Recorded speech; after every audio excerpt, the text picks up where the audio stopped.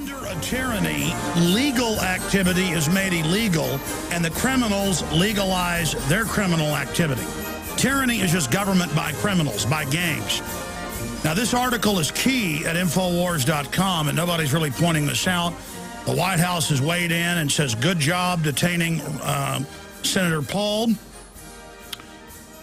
The Congress has already become ceremonial. Rand Paul is trying to change that and take back the constitutional powers on war, you name it. But the TSA directly violates U.S. Constitution by detaining Senator Rand Paul.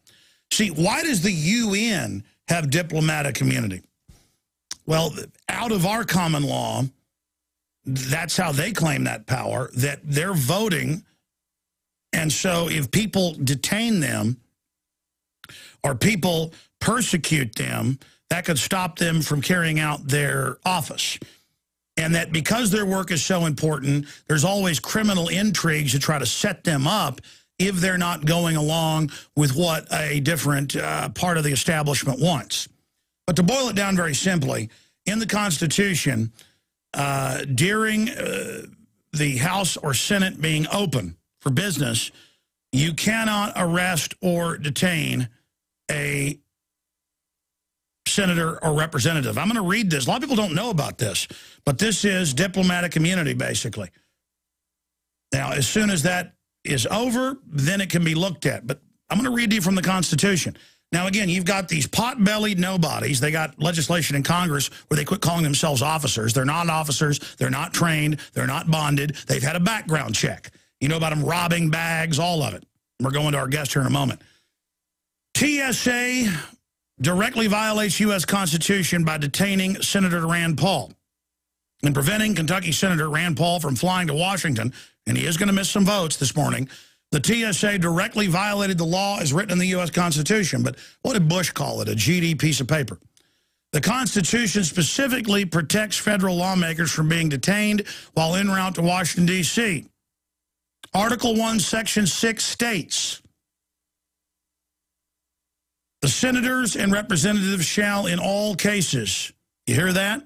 The senators and representatives shall in all cases, this is just the law of the land though, folks. Yeah. The law of the land says the potbellies can't be sticking their hands down your pants without warrants, but they do it. The senators and representatives shall in all cases except treason, felony, and breach of the peace be privileged from the arrest during the attendance at the session. You hear that? Of their respective houses and in going to and returning from the same, traveling to and from their district. Rand Paul was traveling from his home in Louisville to attend a session in the Senate today. This is the reason the TSA officials, not servants, have since put out the talking point to the media that Rand Paul was never officially detained. These are the same folks that said they weren't strip searching old ladies and now admit they were. The same folks that always say they're not strip searching little kids, but that admit they are.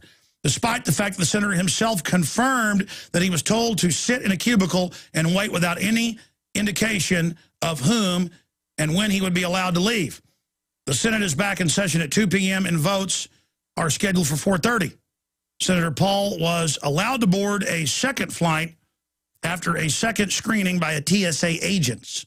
However, it remains to be seen whether he will make it to the Capitol in time. Well, the Fourth Amendment says that they can't secretly arrest us and have us disappear, but they've signed a law saying they can, which is null and void, Marbury versus Madison and hundreds of other federal rulings.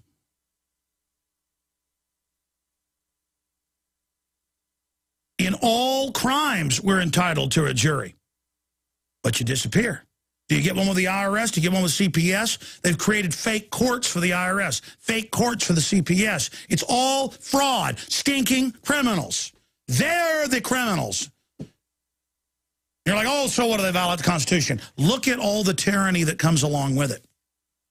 You know, I want to tell listeners something, and we're going to our guest.